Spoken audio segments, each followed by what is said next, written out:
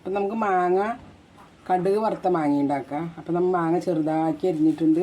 അതിലേക്ക് കുറച്ച് ഉപ്പിട്ട് കൊടുത്ത് ഈ പൊടിയുപ്പ്, മുളക് പൊടി, ഇത് എരിവില്ലാത്ത മുളക് പൊടിയാണ്.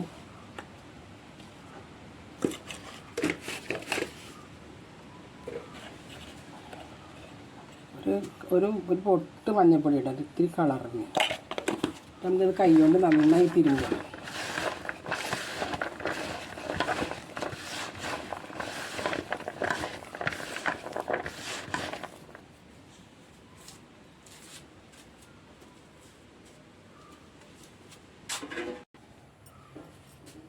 അപ്പോൾ നമ്മുടെ ചട്ടി ചൂടായിട്ടുണ്ട്. നമുക്ക് എണ്ണ ഒഴിച്ച് കൊടുക്കാം.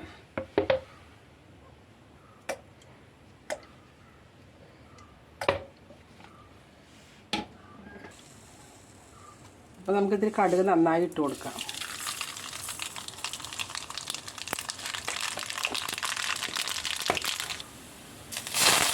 നാല് വെളുത്തുള്ളി, ഒരു കറിവേപ്പില, ഒരു തണ്ട് ചീന്തിയിട്ടതാണ്.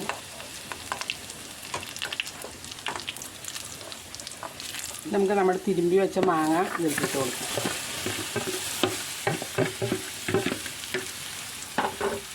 ഒന്ന് ചൂടായാൽ മതി, നമുക്ക് ഇറക്കാം. വെറുതെ വാഴത്തിന്നാനും കഞ്ഞിക്കും ചോറിനൊക്കെ നല്ല സൂപ്പർ ടേസ്റ്റാണ്. ഒരുപാട് വേവിക്കാൻ പറ്റില്ല.